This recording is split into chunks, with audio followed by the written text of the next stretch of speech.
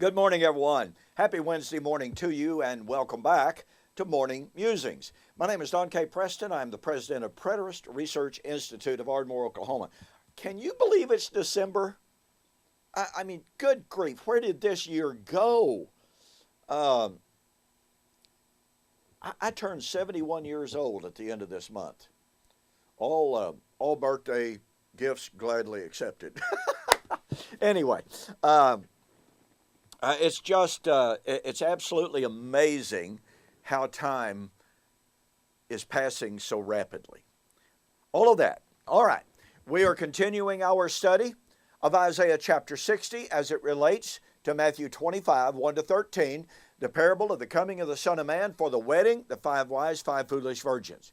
We are demonstrating that the parable of the wedding, the story of the wedding, the motif of the wedding, has nothing whatsoever to do with Christ coming at the end of the Christian age, the end of time, to marry the church, having nothing to do with the fulfillment of God's Old Covenant promises made to Old Covenant Israel. Now look, that's the standard view. It's the view I was raised with. Matthew 25 is supposedly all about the end of time. It's supposedly, quote, the second coming, unquote. Well, I agree that it's the second coming, if you want to use that term, but the point of fact is, I was raised believing that Matthew 25 had nothing to do with AD 70. It had nothing to do with the fulfillment of God's Old Covenant promises to Old Covenant Israel, because God was supposedly through with Israel at the cross. God supposedly nailed the old law to the cross. But wait a minute. If Matthew 25, 1 to 13, is about the fulfillment of God's Old Covenant promises made to Old Covenant Israel, and if that's yet future, then God wasn't through with Israel at the cross, was He? He wasn't through with the old law at the cross, was He? Wherever you put the fulfillment of Matthew 25, 1 to 13, that is where God was through with Old Covenant Israel by fulfilling all of her eschatological promises. Wherever you put the fulfillment of Matthew 25, 1 to 13, it is there that the old law comes to its end, because every jot and every tittle stands fulfilled. So where are you going to put Matthew 25? As I've stated to you, most commentators, I'm sitting here, looking at a desk that's just piled up with books. There's Gregory Beale. He puts Matthew 25, the end of time. Kenneth Gentry, in his book, He Shall Have Dominion, Matthew 25, end of time. Well, let me reiterate, wherever you put Matthew 25, that is where God's covenant dealings with Old Covenant Israel would come to an end. That is where every jot and every tittle of the old law would be fulfilled, and thus the old law would pass away, as Jesus said in Matthew 5. Now, back to Isaiah chapter 60. As I shared with you yesterday, I tell you what, Isaiah 60 is so incredibly rich because of how the New Testament writers, because of how Jesus interprets and applies this great prophecy. Now, I've just got to do this in passing. I've shared with you before how critical, how absolutely fundamentally critical the motif of Zion is. My dispensational friends say, well, in the Old Testament, when we find the prophecy of the restoration of Zion, we're talking about the restoration of the literal physical city. Well, that runs into a little bit of a problem. No, that runs into a whole lot of a problem in Isaiah chapter 60. Now, mind you, at the time in which the Lord's people would be vindicated in their suffering. And as I shared with you yesterday, Jesus' own application of that in Revelation 3, 9 and following leaves no doubt about it whatsoever. It was to be in the first century. Well, at that time, when Isaiah 60 would be fulfilled, i.e. in the first century, notice this. I'm going to read all of verse 14 again of Isaiah 60. The sons of those who afflicted you, that's persecution, as Jesus applies it, the persecution of the first century church, shall come bowing down to you, and all those who despise you shall fall prostrate at the soles of your feet. And now watch this. This is where it gets absolutely incredible. They shall call you. They shall call you the city of the Lord, Zion of the Holy One of Israel. Notice he doesn't say they will call a rebuilt, restored, physical Jerusalem the Zion of the Lord. It does not say they shall build up the literal physical walls. Matter of fact, salvation would be the walls of this new Jerusalem. Well, salvation is not brick and mortar and rock or marble or granite. Salvation comes from the Lord. So do you see what he's doing here? He is redefining Zion. And oh my goodness, we come to Hebrews chapter 12.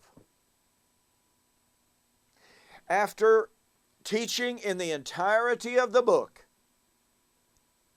of the superiority of Jesus Christ and the new covenant, the better priesthood, the better sacrifices, the greater temple, and the heavenly city, heavenly Jerusalem.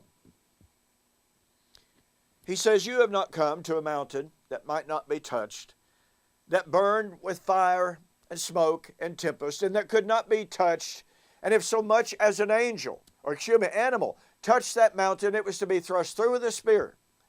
You have come to Mount Zion. Now listen, folks, let's face it. They hadn't come to the literal physical Mount Zion. They have come to the heavenly Jerusalem. The Jerusalem that is above, according to Paul in Galatians chapter 4, 31 and 32, that he said is the mother of us all. They have come to the city, the abiding, remaining, eternal city that stood in contrast to the old covenant city that was about to perish, and this new covenant city was about to come. In other words, this designation, you shall be called the city of the Lord. You will be called the Zion, the Holy One of Israel. Now, when we come to Isaiah 62, we're going to find this same designation. You, the people, are called Zion. Listen, folks, this debunks dispensationalism. Totally debunks it. Because it shows that the promise of Zion, the promise of Jerusalem, was not a promise of a literal physical city restored. It was the restructuring, the redefinition, the redefining of Zion.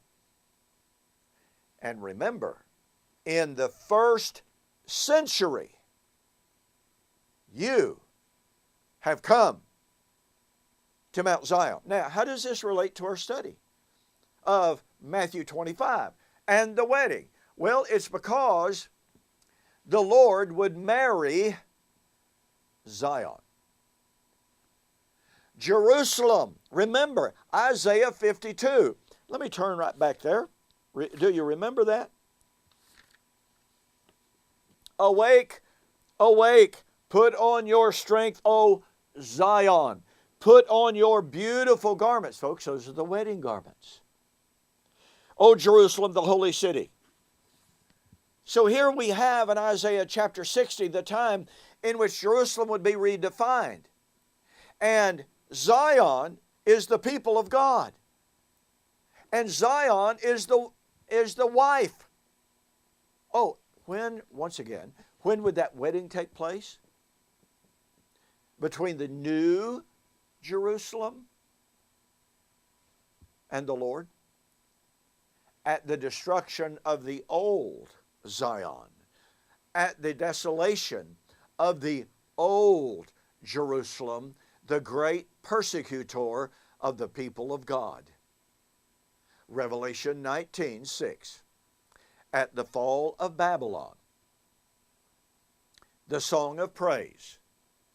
Let us be glad and rejoice, for the time of the marriage has come.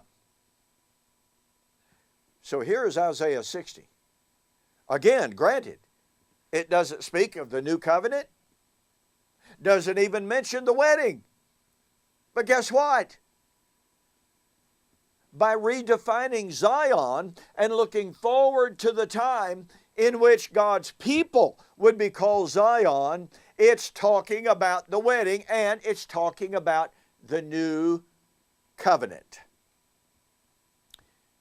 that would come into full glory when the old covenant was swept away. And of course, what this means is, since this is talking about the wedding of Zion at the coming of the Lord, this is the new Jerusalem at the coming of the Lord. That means, pardon me, Matthew 25, 1 to 13, the marriage of the Son of Man at His coming was in AD 70. And that means the Olivet Discourse is not divided and cannot be divided. Listen, unless you can divorce the promise of the coming of the Lord to remarry Zion, Zion redefined, then you have to put Matthew 25, the coming of the Lord for the wedding, at the same time as the coming of the Lord for the wedding in Revelation.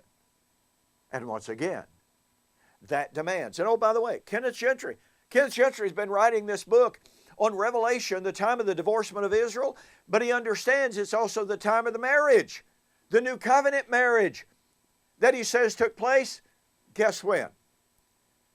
AD 70.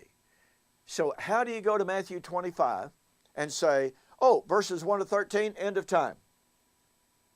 And then go to Revelation and say, oh, that took place in AD 70. Folks, there aren't two different weddings. There are not two different brides. There are not two different transitions to a new covenant and a new marriage relationship. And thus, once again, Kenneth Gentry's attack on my book, Watching for the Parousia, Were Jesus' Apostles Confused? This book in which I argue that the apostles fully understood that the end of the age and the coming of the Lord for the wedding was to be in AD 70. And Kenneth Gentry says Kenneth Gentry knows if that's true, if Matthew 25, 1 to 13 took place in AD 70, if the apostles understood that on any level, his entire invective against this book goes up in flames. Now look, don't forget, okay, this fantastic offer I am offering. This book, regularly $18.95 plus $4.95 shipping. My book, In Flaming Fire, regularly $4.95 plus $4.95 shipping. And We Shall Meet Him in the Air, the Wedding of the King of Kings, in which, guess what? I demonstrate that the wedding, that's the wedding of Matthew 25, 1 to 13, was in AD 70. Therefore, the Olivet Discourse cannot be divided. This book, regularly $23.95 plus $4.95 shipping. Well, that means that if you purchase these books separately, it would cost you $62.25. For the month of December 2020, U.S. orders only, total delivered price $42.50. Go to my website, donkpreston.com, BibleProphecy.com. There's a banner right there. Click on the banner, order these, and look, you will get these 3 books for your library. And I tell you what, these 3 books absolutely, completely, totally prove the Olivet Discourse is not divided.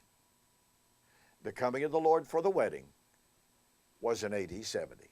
Okay, I am out of time. Thanks for joining me for this morning's Morning Musings. I'll see you on the flip side.